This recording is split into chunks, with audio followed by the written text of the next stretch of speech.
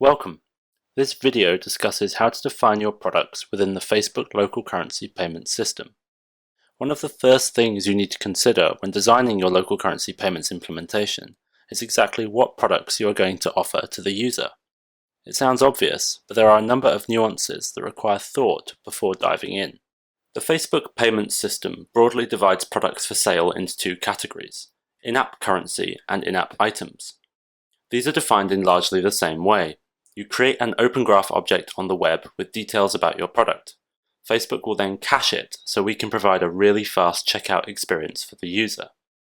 The primary difference between an in-app currency and an in-app item, however, is that with an in-app currency, you additionally provide the quantity you are selling at the point of purchase.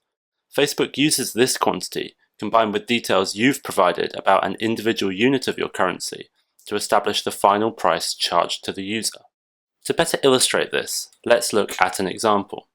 This is our sample game Friend Smash, and I'm working on building a payment solution into the game. Within the game, we wish to sell an in-app currency, Friend Smash coins. The user can use these in exchange for power-ups, which help them in the game. So the first step to be able to sell these coins is to define an OG product object for the coin and check it's valid with Facebook. By the way, all this code for Friend Smash and the payment solution is fully open source and available for you to download. Check out the FB Samples GitHub page for more information. So, if we jump into a text editor, you can see the HTML markup which defines the Friend Smash coin. The OG product works like any other Open Graph object. You create a publicly accessible web page and provide within it meta tags for Facebook to understand what the object represents. Here, we're indicating it's a product object. We provide a title, a plural title because we're selling more than one, an image, and a description. We also need to provide a canonical URL for this object on the public internet. Then we define some properties that are specific to an OG product object. The local currency payment system allows you to explicitly price your items for regional markets. So here you can see a list of currency amount tuples. Each one carries with it the internationally standardized three-letter code for the currency and the associated price of this product in that currency. So here we can see a Friend Smash coin costs 10 US cents and 6 UK pence. Remember, this is just the price for one coin. The number will be multiplied by the quantity we're looking to sell at the time of purchase to generate the final price. We keep an up-to-date list of all our supported currencies on the developer site. Once we've created this object, we need to upload it to a publicly accessible URI on the web. To ensure Facebook can see the object and that Facebook's cache is up to date, you can take advantage of our debug tool. Navigate to developers.facebook.com/tools/debug. Enter the URL of your object into the form and click debug. If your object is accessible, you'll see a response like this.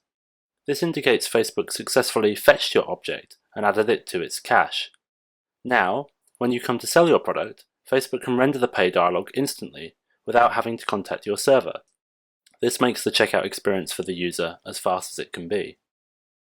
Providing a price directly in the product object metadata like this is known as static pricing. This is our recommended pricing method as it provides the fastest experience for the user. However, we know it can sometimes be useful to vary the price at the time of checkout. Typically this is for cases where you want to run a flash sale or offer a user a loyalty discount. The local currency payment system supports this through what we call dynamic pricing. The way this works is pretty simple. If Facebook doesn't find any pricing information for your OG product at the time of purchase, we will contact your server to get it. So, if we go back to our Friend Smash coin object, we can delete the currency pricing information, save, re-upload, and re-scrape to ensure Facebook's cache is up to date. Now, Facebook doesn't know how much a Friend Smash coin is worth, so is required to contact our server to find out. The callback Facebook will hit is defined in the payments section of your app details on the developer site. Facebook will contact your server and let you know the product and quantity the user wishes to buy, along with the user's preferred currency. An example of this data is shown here. You then respond, confirming the product and currency and additionally providing the critical amount field. Facebook will then use this to generate the final price. For more information, please see the URL listed here. Thanks.